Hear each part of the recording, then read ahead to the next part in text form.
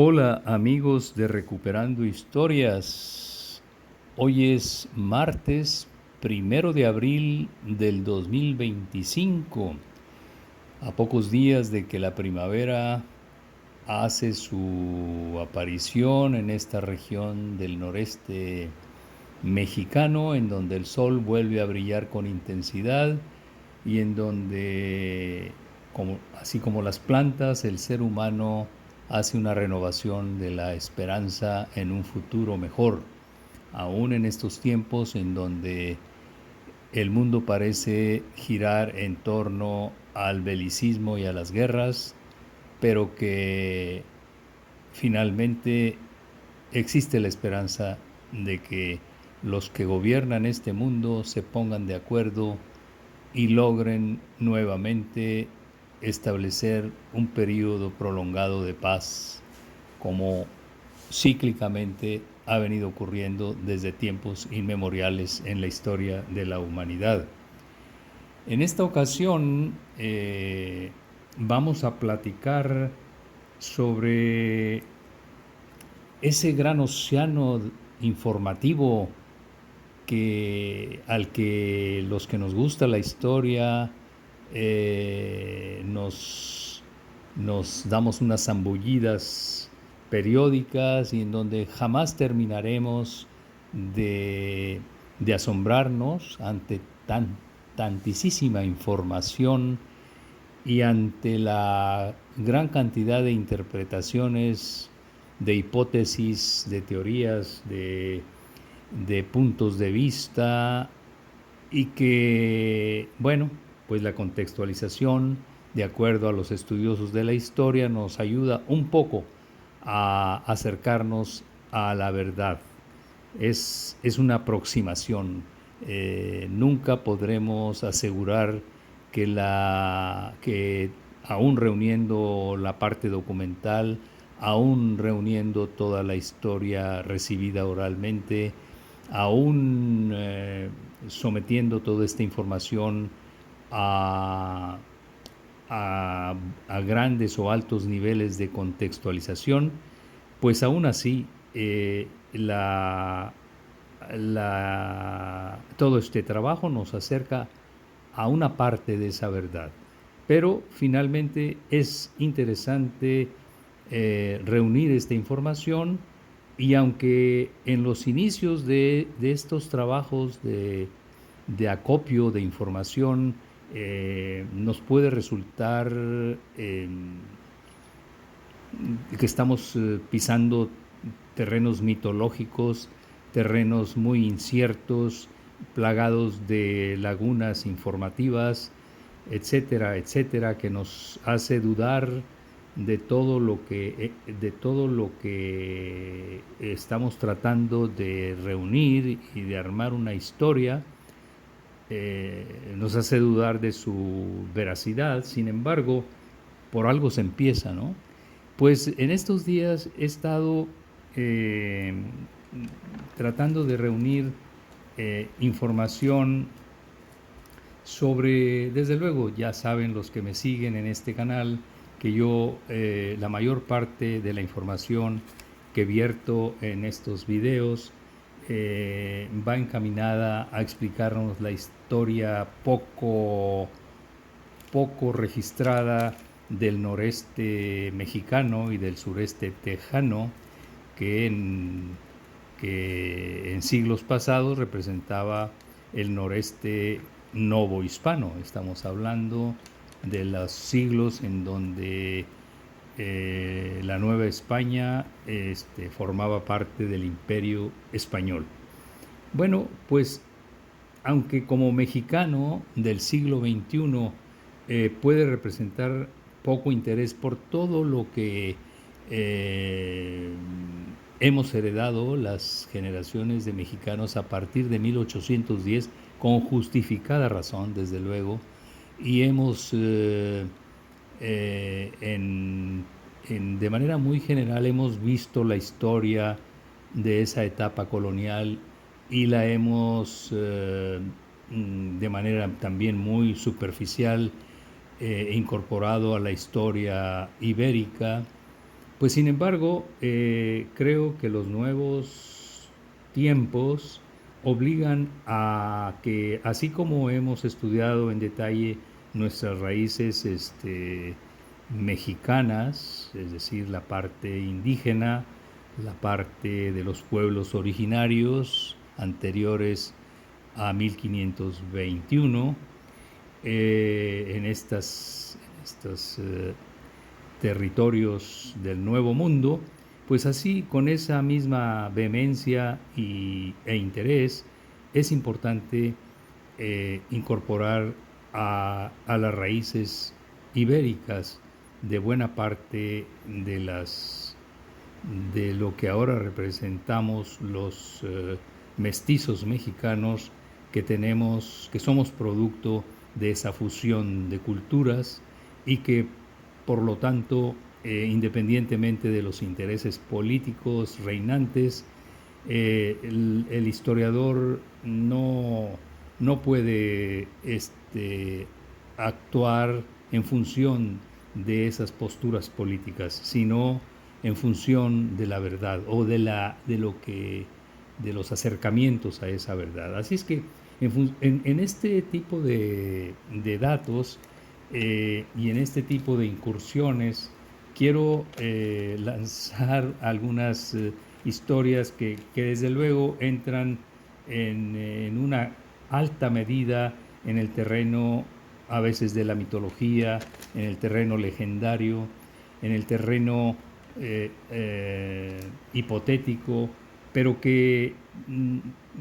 vale la pena mencionarlos porque existen afortunadamente y día con día se van descubriendo nuevos archivos, nueva información, que una vez que se inicia este tipo de investigaciones, poco a poco van cobrando forma, cuerpo y muchas de las veces del terreno hipotético se va trasladando al terreno de la verdad histórica. Bueno, quiero en esta ocasión ubicarme desde luego en el noreste novohispano y concretamente en lo que fue el nuevo reino de León. Pues hay una serie de datos que ya hemos platicado en otros videos, pero ahorita vamos a poner una atención especial a, a lo que son las fronteras oficiales, las fronteras esas que el ser humano se ha esforzado y por las cuales ha hecho guerras y por las cuales han muerto muchísimos seres humanos en toda la historia de la humanidad conocida. Pero esas fronteras, nos vamos a referir a esas fronteras que son esos límites artificiales que pequeños grupos de seres humanos inventaron para proteger intereses. Llamémoslos intereses comunes, como tratan de especificarlos cuando hablan de un país. Bueno, pero que en la práctica esas fronteras duran habitualmente pocos siglos y las masas humanas que habitan todas esas regiones fronterizas son las que finalmente decidirán si realmente son fronteras o simples límites y protocolos oficiales, pero en la práctica nada que se le asemeje, porque la práctica y la vida diaria de los pobladores de frontera son los que verdaderamente van a decidir si son realmente fronteras o no esas líneas artificiales que se marcan por la política y por los poderes económicos y culturales que a veces hacen esas delimitaciones. Bueno, vamos a ilustrar un poquito esto de las fronteras y volviendo al nuevo reino de León y tratando de abrir un poquito, una minucia de todos esos datos que forman el océano informativo de la historia, pues en el Nuevo Reino de León ya hemos platicado que vinieron a dar familias de la raya de Portugal allá en el siglo XVI, en el último tercio del siglo XVI, y poco a poco fueron constituyendo las primeras villas bajo el dominio de la corona castellana. Preciso castellana porque me han corregido y con toda la razón de que el Nuevo Mundo realmente estuvo bajo la corona castellana, no bajo la corona española, sobre todo en los inicios de, de, de, de la conquista, que estoy refiriendo básicamente al siglo XVI. Bueno, y quiero, por ejemplo, en el imaginario, aún en las mentes más osadas y de mayor imaginación, ¿qué, qué, qué- ¿quién podría imaginar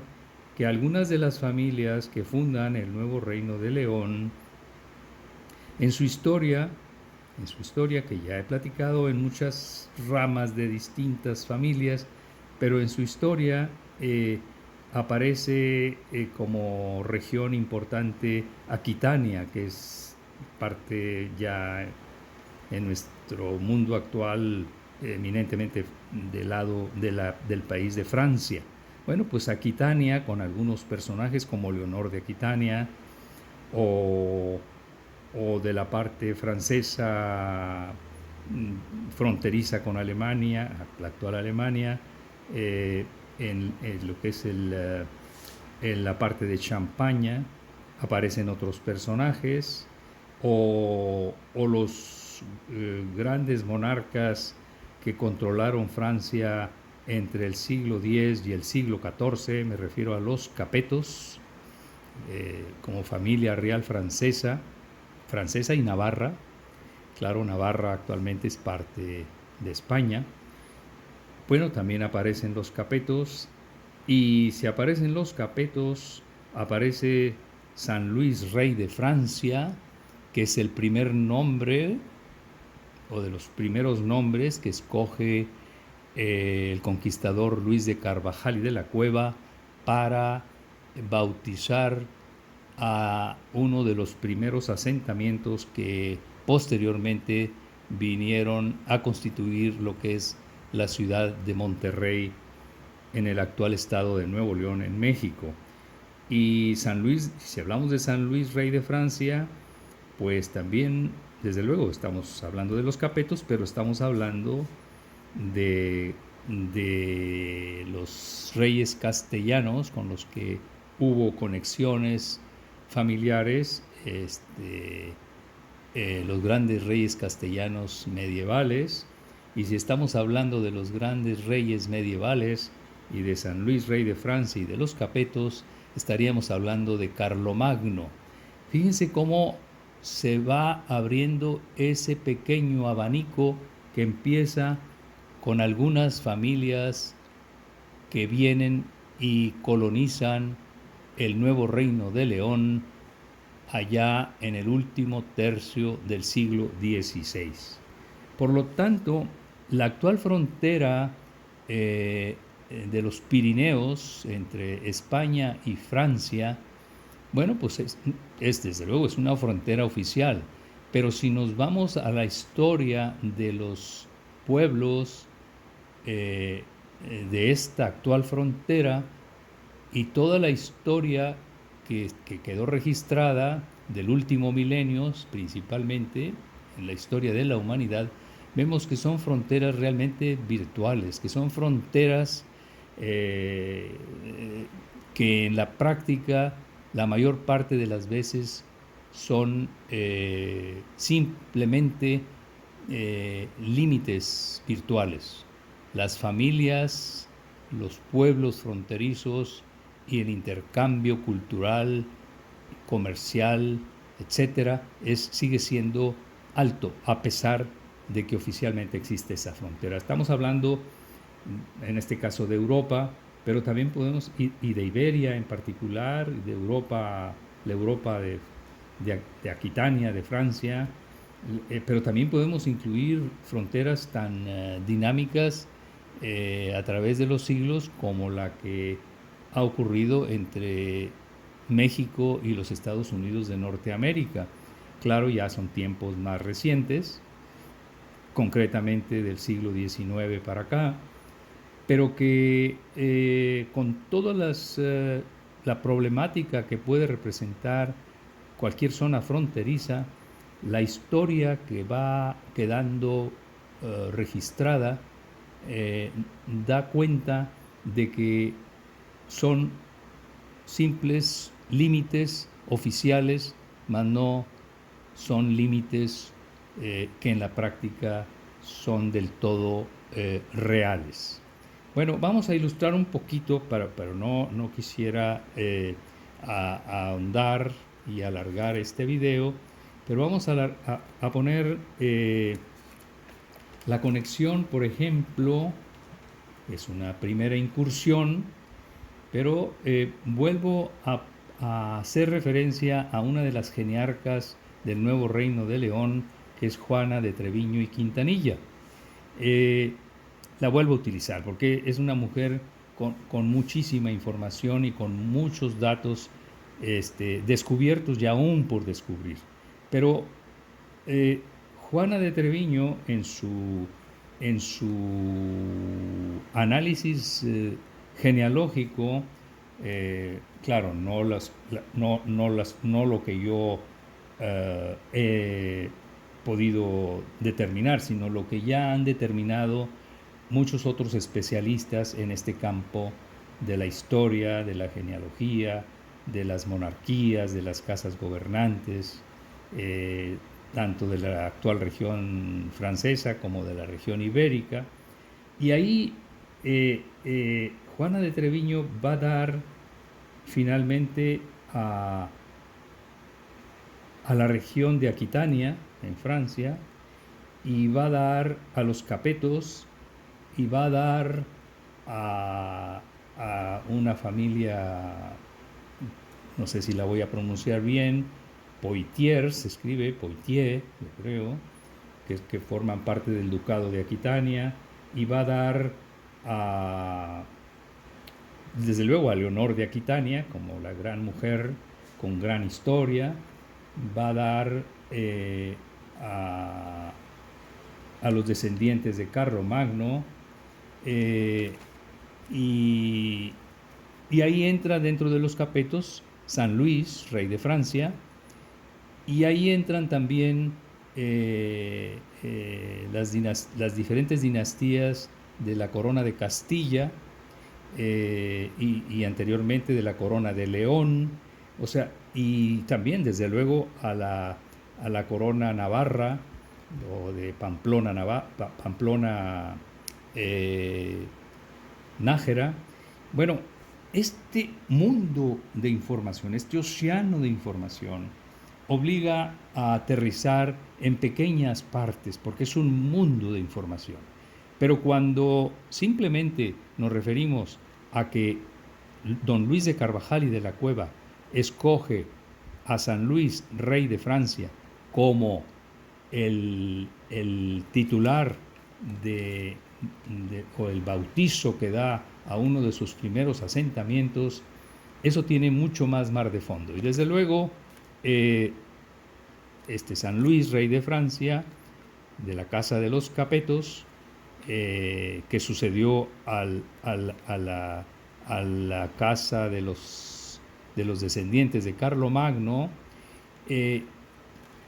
pues está ligado desde luego a la corona de Navarra y a las coronas de Castilla y de León en posteriores generaciones. Y ahí entra Teobaldo el Trovador de la región de Champaña y otros grandes personajes que sin ser monarcas ocuparon títulos nobiliarios en ambas coronas. Bueno, por decir dos, pero bueno, ahí entran ya León, Castilla, Aquitania, Francia, Navarra, etcétera, ¿no? Bueno, es un mundo de información que poco a poco se puede aterrizar, pero que despierta para los que nos gusta y somos apasionados de la historia, nos despierta una cantidad de preguntas a las cuales pues intentamos encontrar primero respuestas hipotéticas para pasar después a respuestas un poquito más cercanas a la verdad. Y bueno, esa es la gran labor de la historia, que es la que nos ocupa y la que nos apasiona para hacer posible este tipo de videos en este canal de Recuperando Historias. Pues muchas gracias, amigos de Recuperando Historias. Les habló su amigo Everardo Treviño Garza desde Monterrey, Nuevo León, este día 1 de abril por la tarde, acá en el Nuevo Mundo.